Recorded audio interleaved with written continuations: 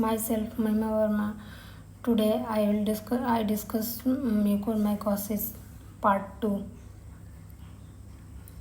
इसमें 4 टॉपिक्स हैं: people at risk, prevention, diagnosis and treatment.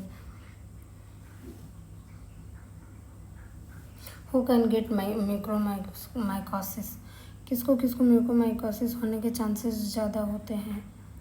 जिसको लॉन्ग टर्म से हेल्थ प्रॉब्लम हो, जो लॉन्ग टर्म से मेडिसिन इंटेक कर रहा है, या फिर जिसकी इम्यूनिटी लो हो, जिसकी वजह से उसको म्यूकोरमाइकोसिस हो सकता है। जैसे कि आजकल जो भी कोविड-19 के पेशेंट हैं, आजकल कोविड-19 के पेशेंट का आफ्टर रिकवरी म्यूकोरमाइकोसिस हो जा रहा है। व्हाई?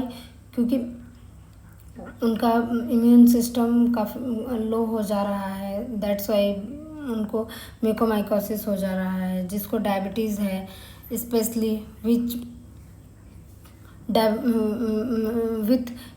डायबिटिक कीटोएसिडोसिस में जो भी हमारा इंसुलिन लेवल है वो सर्कुलेशन उसका कम हो जाता है बॉडी में, जिसकी वजह से कीटोस हमारी बॉडी में एक्युमुलेट होने लगते हैं और हमारा जो भी पेशेंट है उसका डायबिटीज़ बढ़ जाता है।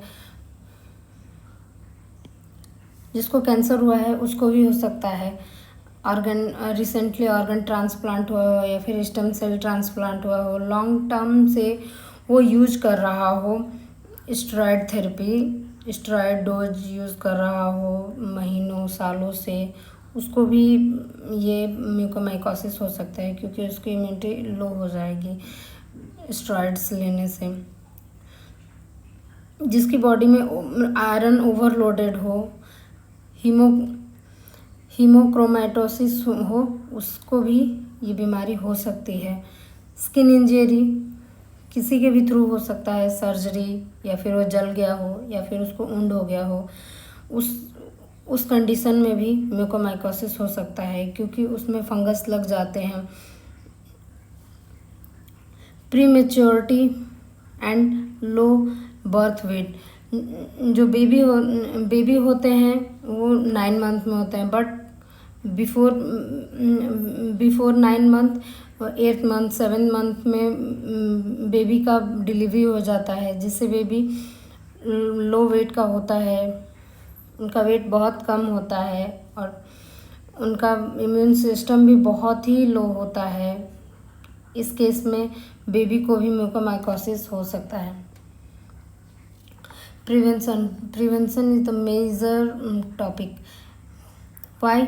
क्योंकि आजकल प्रिवेंशन से ही हम बच सकते हैं। ये कोरोना काल में हमें प्रॉपर मास्क लगाना चाहिए, अच्छे से रहना चाहिए, प्रॉपर हैंड वॉश करना चाहिए। म्यूकोरमाइकोसिस में क्या है, जो भी फंगस है वो उस सरफेस पे रह जाते हैं और उस सरफेस के थ्रू हमारे घर में, हमारी बॉडी में एंट्री कर जाते हैं, जिससे म्यूकोरमाइकोसिस हो जाता है। कौन कौन से जगह पे कैसे हो सकता है, ये टॉपिक है, इस पॉइंट्स हैं। हमें कभी भी कंस्ट्रक्शन एरिया पे या फिर जहाँ पे उत्खनन हो रहा हो उस वैसे साइट्स पे जहाँ पे बहुत सारे डस्ट होते हैं, उस एरिया को अवॉइड करना चाहिए जाने से। अगर हमें जाना है तो N95 फेस मास्क पहन के जाना चाहिए।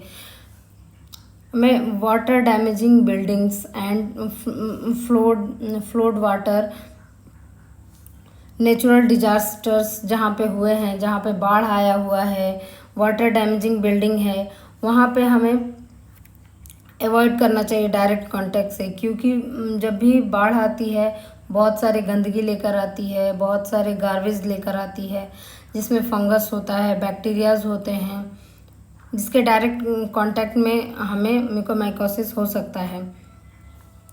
अगर हम कोई गार्डनिंग का वर्क कर रहे हैं जिससे हम क्लोज हैं डस्ट से, तो उसमें ऐसे एक्टिविटी को हमें अवॉइड करना चाहिए ऐसे टाइम में।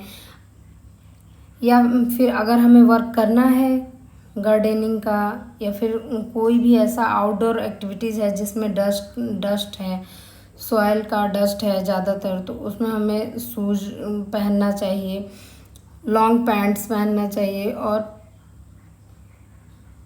लॉन्ग स्लीव्स के शर्ट्स होने चाहिए। जो भी आउटडोर एक्टिविटीज़ आप कर रहे हैं उसमें प्रॉपर ग्लव्स पहनना चाहिए, जिससे कि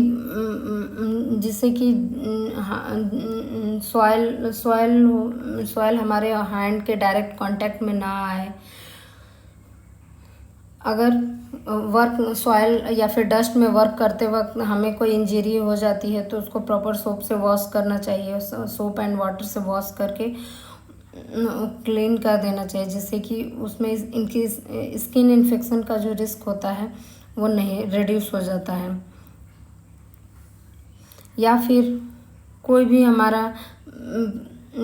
हमारा वुंड है उसको अच्छे से बैंडेजिंग करना चाहिए, तब हमें बाहर निकलना चाहिए, जिससे कि हील अच्छे से हो या फिर फंगल इन्फेक्शन से वो प्रिवेंट हो सके। Then last, anti fungal medications कभी भी डॉक्टर के सजेस्ट में ही लेना चाहिए, डॉक्टर से सजेशन करके ही लेना चाहिए हमें।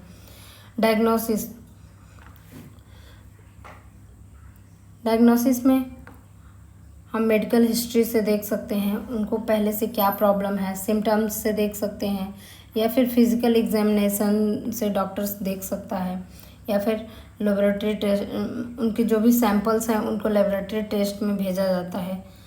कैसे किया जाता है? Bye collecting a sample of fluid. हमारे रेस्पिरेटरी सिस्टम नोज में है तो नोज से फ्लूइड को कलेक्ट किया जाता है, उसके बाद उसको लेबोरेटरी में भेजा जाता है।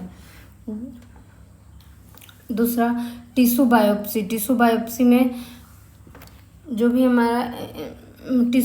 में इन्फेक्टेड एरिया है म्यूकोरमाइकोसिस का, उससे हम टिश्यू कलेक्ट करते हैं, उसको एनालाइज करते हैं अंडर द माइक्रोस्कोप और इन ए फंगल कल्चर करके उसको देखा जाता है। 2 टाइप से देखते हैं। या फिर सीटी स्कैन करते हैं इन्फेक्टेड एरिया का, जैसे लंग्स है, साइनस है, या फिर other part of the body depending upon the location. जहाँ पे हमें सस्पेक्ट है कि यहाँ पे हमें म्यूकोरमाइकोसिस का इन्फेक्शन हुआ है, उसके हिसाब से हम सीटी स्कैन भी कर सकते हैं। Treatment step in treating mucormycosis. Mucormycosis में जो भी म्यूकोरमाइकोसिस में पेशेंट्स को इफ़ क्यूटेनियसली हुआ है या फिर क्यूटेनियसली लाइक दैट नोज या फिर हमारे जॉ में हुआ है या फिर नोज या आइज़ में हुआ है, तो ऐसे जगह पे हम कटिंग उसको सर्जरी के थ्रू से निकाल देते हैं। देन हम इंट्रावेनसली एंटी फंगल मेडिकेशन करते हैं। आफ्टर दैट कुछ समय बाद म्यूकोरमाइकोसिस ठीक होता है, फिर उसको ओरल मेडिकेशंस देते हैं डॉक्टर्स।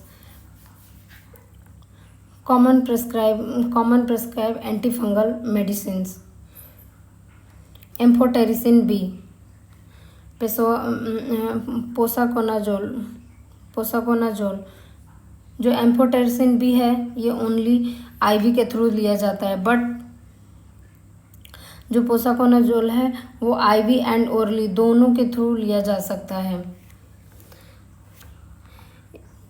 म्यूकोरमाइकोसिस कंटेजियस डिजीज़ नहीं है, इसलिए घबराने नहीं चाहिए। And some other medicines like fluconazole, voriconazole, ये अगर डॉक्टर प्रिस्क्राइब करते हैं, बट ये उसके म्यूकोरमाइकोसिस के अगेंस्ट वर्क नहीं करता है। Thank you.